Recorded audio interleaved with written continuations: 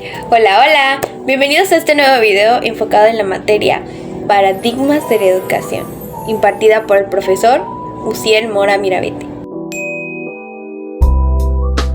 El título de nuestro trabajo es Rompiendo esquemas, revoluciones científicas y paradigmas en la educación. Mi nombre es Carla Morales Rodríguez. Y en este espacio vamos a explorar cómo los paradigmas han transformado la ciencia y la forma de enseñar, analizando sus revoluciones científicas, los paradigmas usados en la educación y los fenómenos educativos que generan. Espero que este video sea de tu interés, te aporte reflexión valiosa y sobre todo que lo disfrutes tanto como yo al realizarlo. Según Thomas Kuhn, un paradigma es un conjunto de creencias, valores y técnicas que comparte una comunidad científica y que guían cómo se hace la investigación. Lo interesante de su propuesta es que mostró que la ciencia no siempre usa los mismos métodos ni los mismos criterios para aceptar teorías. Esto cambia con el tiempo. Cuando un paradigma ya no logra resolver los problemas o anomalías que aparecen, entra en crisis. Y en ese momento surge una revolución científica. Se abandona el paradigma viejo y nace uno nuevo que cambia la forma de entender y practicar la ciencia.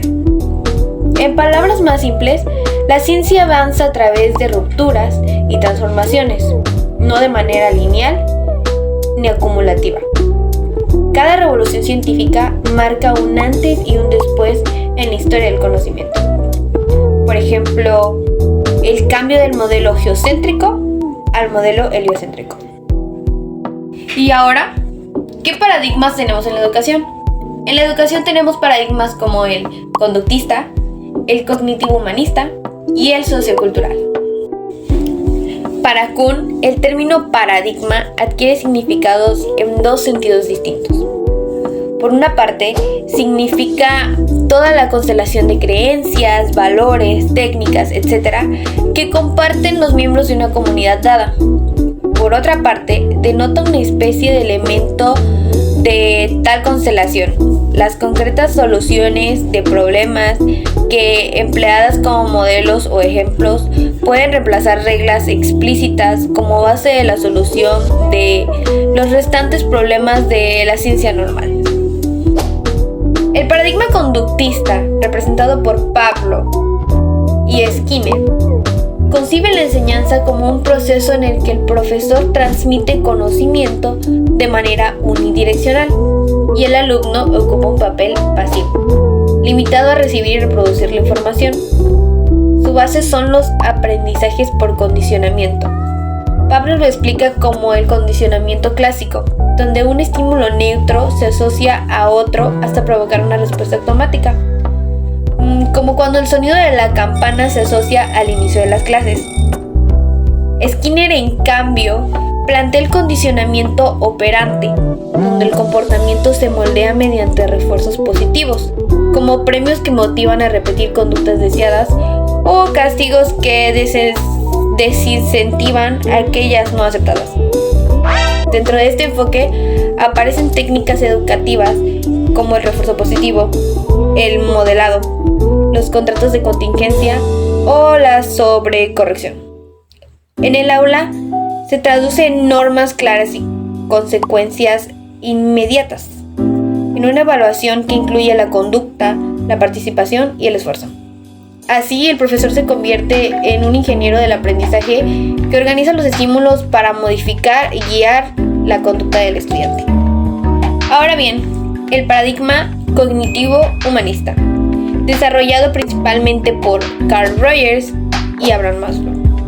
Este se distancia de la visión mecanicista del conductismo, nada que ver, y coloca al alumno en el centro del aprendizaje.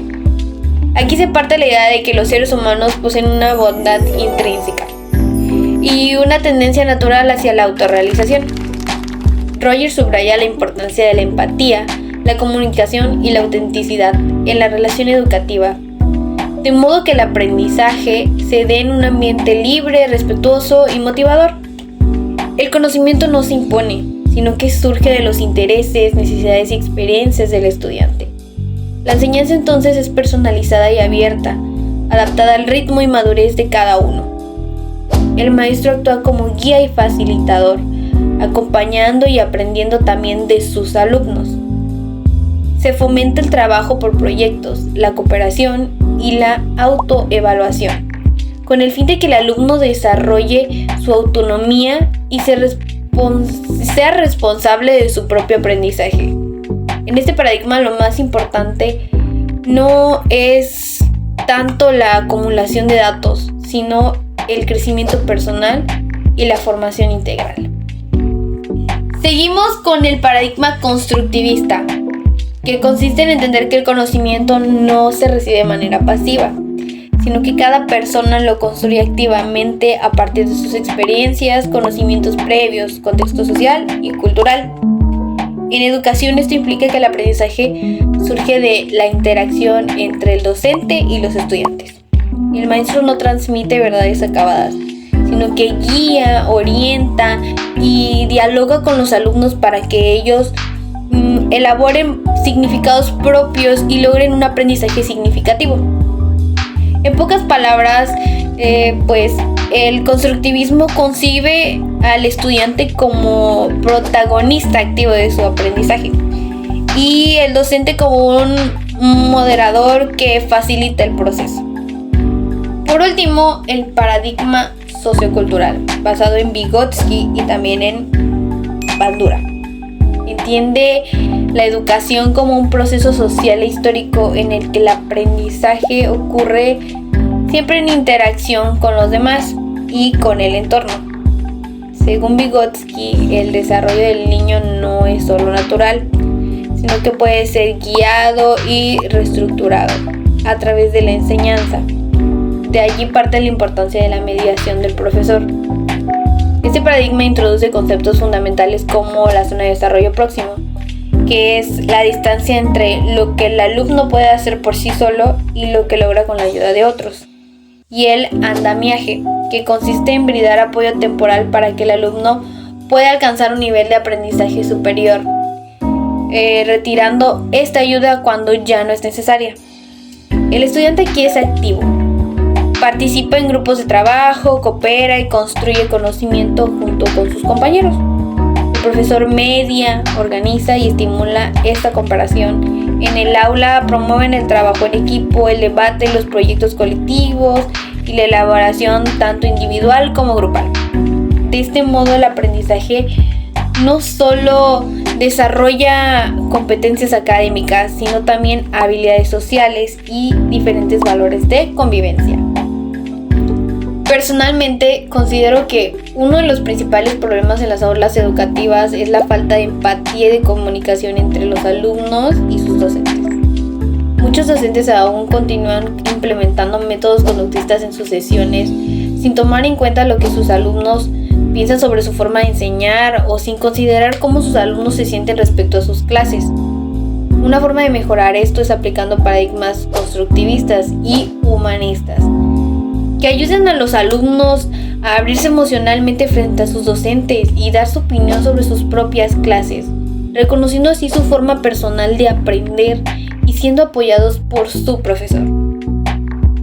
Como último tema hablaremos sobre los fenómenos educativos.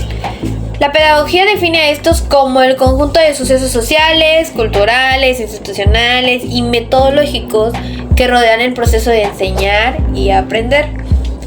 El fenómeno educativo contempla no solo lo que sucede en el aula, sino cómo las políticas educativas, las condiciones materiales, los valores sociales y las expectativas de la comunidad moldean la educación. En este recorrido hemos visto cómo las revoluciones científicas nos muestran que la ciencia no avanza de forma lineal, sino a través de rupturas y transformaciones que dan origen a nuevos paradigmas. En educación sucede lo mismo. Pasamos de un modelo conductista centrado en la repetición y la disciplina a visiones más abiertas como el cognitivo humanista, el constructivista y el sociocultural, que ponen al estudiante en el centro, fomentan la autonomía y la interacción y la construcción activa del conocimiento. También analizamos el fenómeno educativo, entendiendo que no se limita al aula, sino que abarca lo social, cultural e institucional. Y vimos cómo cada paradigma redefine la manera en que interpretamos este fenómeno, desde la repetición mecánica hasta la diversidad, el trabajo en equipo y la participación democrática. Finalmente, planteamos que el reto actual es superar las limitaciones del conductismo que aún persisten y avanzar hacia paradigmas más coherentes con los tiempos que vivimos, donde la educación forme ciudadanos críticos y capaces de enfrentar un mundo globalizado e hiperinformado. Y con esto llegamos al final de nuestro recorrido por las revoluciones científicas, paradigmas y fenómenos educativos. Espero que este video te haya dejado reflexiones útiles y sobre todo la idea de que la educación está en constante transformación y depende de nosotros impulsarla hacia un futuro más crítico, inclusivo e innovador. Muchas gracias por acompañarme y nos vemos en el próximo video. ¡Hasta luego!